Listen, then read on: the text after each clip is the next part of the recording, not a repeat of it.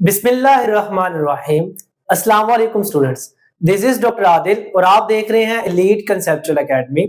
आज हमारा chapter number 1 biology class 9 का लेक्चर नंबर 3 है और इसके अंदर हम लोग पढ़ने जा रहे हैं relationship of the biology with other subject. आए बढ़ते हैं व्हाइट बोर्ड की जानिब और आगाज करते हैं अपने आज के टॉपिक का। तो आज का हमारा टॉपिक है relationship of biology with other subjects. हमारे जितने भी साइंस के डिफरेंट सब्जेक्ट्स हैं उनके साथ बायोलॉजी का क्या रिलेशनशिप है उसको स्टडी करने जा रहे हैं आज हम। सबसे पहले जो हमारा रिलेशन है बायोलॉजी का केमिस्ट्री के साथ, which is called as the biochemistry. Sir आप सबको अमूमन पता होगा कि केमिस्ट्री के अंदर हम लोग केमिकल कंपाउंड्स या केमिकल रिएक्शंस को स्टडी कर रहे होते हैं और साथ हम लोग बायो यानी कि लाइफ, और लाइफ होती है जानदारों की, और केमिस्ट्री के अंदर केमिकल कंपाउंड्स को स्टडी किया था। तो ऐसे केमिकल कंपाउंड्स के स्ट्रक्चर या रिएक्शन को स्टडी करना जो कहां पाए जाते हैं, लिविंग ऑर्गेनिजम्स के अंदर पाए जाते हैं, this relationship is called as the biochemistry. यानी कि biochemistry is the study of structure and the reaction of the chemical substances which are present in the living organism. Sir एक छोटी सी examples इसको समझने की कोशिश करते हैं। For example photosynthesis and respiration.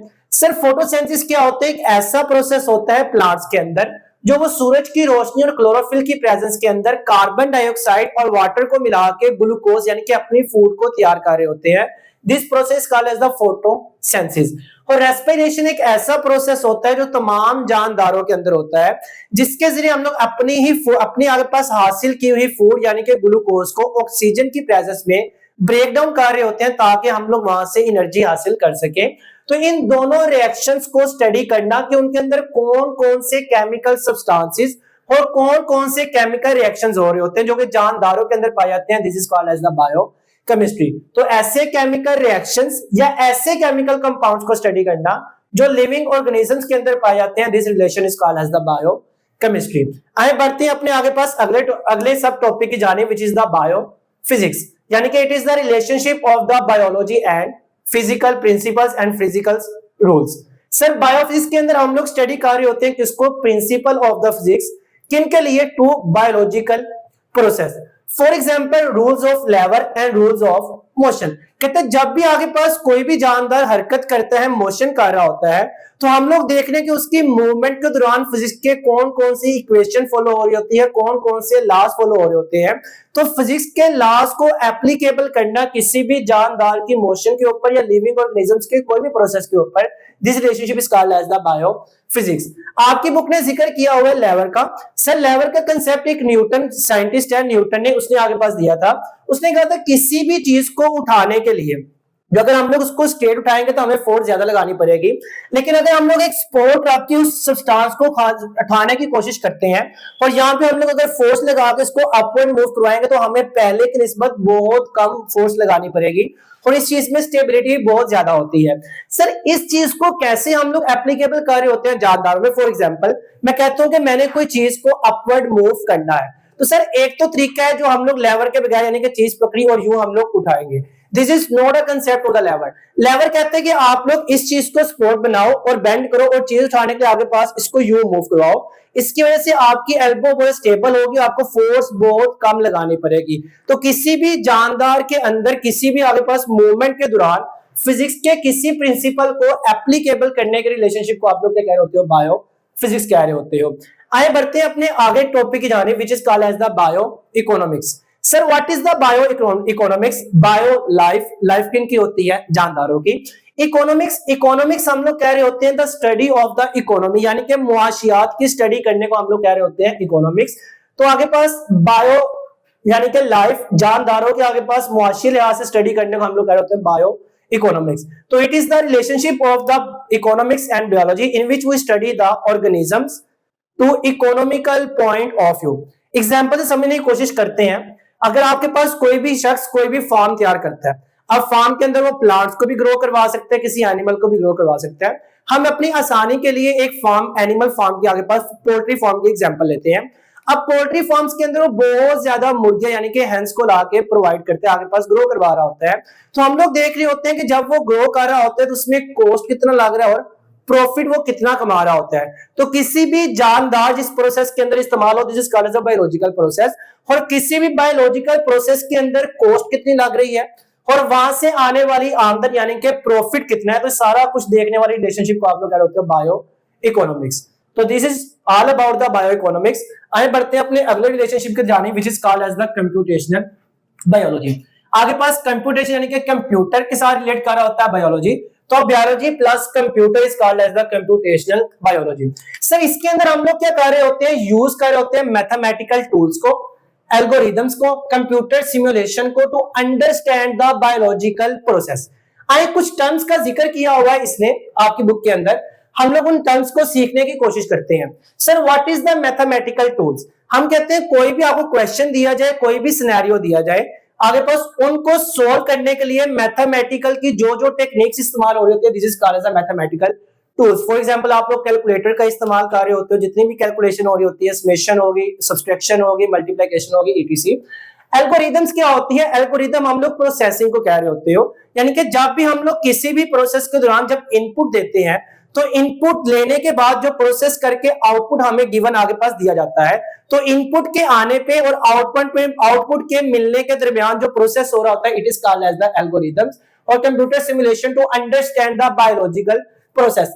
अगर हम लोग इन सारी की सारी टेक्निक्स का इस्तेमाल कर रहे होते हैं क्या करने के लिए, अंडरस्टैंडिंग के लिए, क्या बायोलॉजिकल प्रोसेस यानी कि जानदारों के साथ रिलेट करने वाले प्रोसेस को समझने के लिए इस्तेमाल कर रहे होते हैं, then this is called as the computational biology. For example कहता है analysis of the biological data.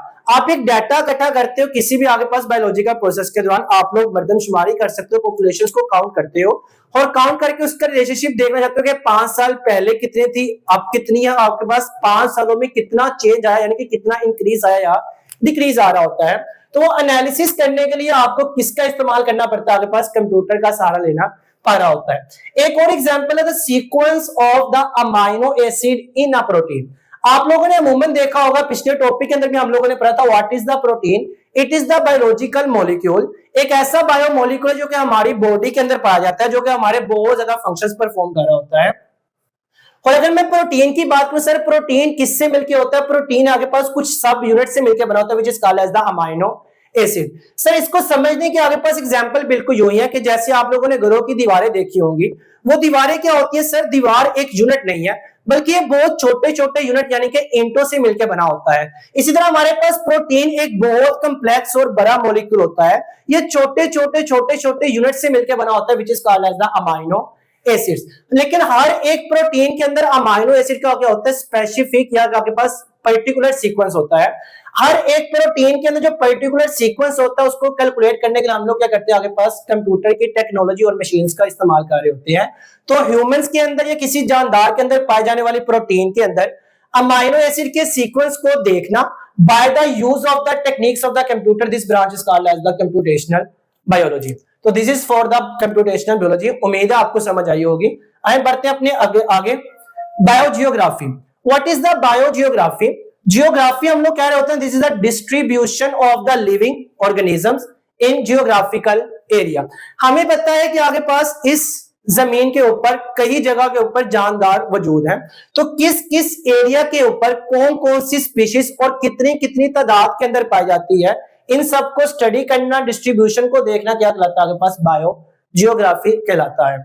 और बायोजियोग्राफी के अंदर हम लोग एक चीज को स्टडी कर रहे होते हैं, it is the effect of the climate on the geographical areas, यानी कि geographical distribution of the living organism. Sir climate हम लोग कह रहे होते हैं द मौसमी हालात, आगे पास जितने भी वेदर के मौसमी हालात होते हैं किसी भी एरिया के, it is called as the its climate. हम लोग इसमें बायोजियोग्राफी के अंदर पहले तो स्टडी करते हैं distribution of the living organism, कि किन किन आगे पास एरियाज के अंदर कौन कौन से जानदार और कितनी कितनी तादाद के अंदर जानदार पाए जाते हैं। और इसके अलावा हम लोग उनके क्लाइमेट का आगे पास इनके ऊपर इफेक्ट भी देख रहे होते हैं कि उस जियोग्राफिकल एरिया के अंदर जो जानदार पाए जाते हैं उनका क्लाइमेट उनको कैसे इफेक्ट कर रहा होता है। और अगर कोई माइग्रेशन करके सर्द इलाकों से मैदानी इलाकों की जानिब आता है, तो उनकी माइग्रेशन के बाद मैदानी इलाके में आने के बाद उनका क्लाइमेट उन जानदारों को एक्सेप्ट करता है या नहीं करता है, सब कुछ हम लोग कहां स्टडी कर रहे होते हैं, बायोजियोग्राफी के अंदर स्टडी कर रहे होते हैं। अगला हमारे पास ब्रांच है अगले हमारे पास रिलेशन है, which is called as the biostatistics. Sir biostatistics क्या होती है? It is the use of statistical principle to analyse and interpret the data related to the living organism. Sir किसी भी जानदारों के मुतालिक कोई भी सवाल, कोई भी आगे पास सिनेरियो, कोई भी प्रॉब्लम, कोई भी प्रोसेस, उसके अंदर उसके जो डाटा हम लोग कलेक्ट करते हैं उनको एनालाइज करना, यानी कि उनको चेक करना, जांच पड़ताल करना और इंटरप्रेट करने के लिए जो हम लोग स्टैटिस्टिकल के टेक्निक्स इस्तेमाल कर रहे होते हैं, this is called as the bio statistical. For example biological research के अंदर हम लोग आगे पास डाटा कलेक्ट करने के लिए इस्तेमाल कर रहे होते हैं और पब्लिकल हेल्थ केयरफुलनेस के लिए हम लोग इसका इस्तेमाल कर रहे होते हैं। अगला हमारा लास्ट पे आता है biotechnology. It is the very important and it is the very advance field in the biology. आजकल के जमाने के अंदर बायोटेक्नोलॉजी की तरफ रुझान बहुत ज्यादा बढ़ता जा रहा है। तो आइए हम लोग स्टडी करते हैं व्हाट इज द बायोटेक्नोलॉजी। तो biotechnology is the use of living organisms to produce the beneficial product. Sir हम लोग जानदारों को इस्तेमाल करना किसके लिए? बेनिफिशियल यूजफुल अद्वियात या यूजफुल प्रोडक्ट बनाना किसके लिए? किसी भी जानदार के लिए। This process called as a biotechnology. अमूमन हम लोग जो जानदार इस्तेमाल कर रहे होते हैं वो माइक्रो ऑर्गेनिज्म इस्तेमाल कर रहे होते हैं, such as bacteria, fungi, algae etc। तो आपके पास किसी भी माइक्रो ऑर्गेनिज्म, छोटे छोटे जानदारों को इस्तेमाल करके क्या बनाना? कोई भी यूजफुल प्रोडक्ट बनाने के प्रोसेस को आप लोग कह रहे होते हो बायो टेक्नोलॉजी। एग्जाम्पल के तौर पे दी गई आपके पास use of bacteria to produce insulin to the diabetic patient. Sir what are the diabetic patient? हम लोग कह रहे होते हैं ऐसे पेशेंट जिसको डायबिटीज मेलिटस होती है। आम अल्फाज के अंदर हम लोग कह रहे होते हैं जिनको शुगर होती है। शुगर के मरीज को आप लोग डायबिटिक पेशेंट कह रहे होते हो। सर उनमें क्या होता है? ग्लूकोज का लेवल ब्लड के अंदर बहुत ज्यादा हाई हो जाता है। हकीकत में ऐसा क्यों होता है? क्योंकि एंजाइम एक हार्मोन होता है which is called as the insulin. वो क्या करता है? ब्लड के अंदर मौजूद ग्लूकोज लेवल को लो डाउन कर रहा होता है। लेकिन ऐसे पेशेंट के अंदर इंसुलिन बॉडी के अंदर बन नहीं रही होती, प्रोड्यूस नहीं हो रही होती। तो हम लोग क्या करते हैं? सर बाहर से अपना culture media, artificial culture media laboratory के अंदर प्रोवाइड करके बैक्टीरिया को ग्रो करवाते हैं और बैक्टीरिया के जीनोम को इस तरह मॉडिफाई कर रहा होता है, हमें वो क्या बना के देगा? इंसुलिन बना के देगा, ताकि हम लोग ऐसे पेशेंट्स को दें जो कि डायबिटिक होते हैं, वो इस बीमारी से शिफायाबी की तरफ आ सके।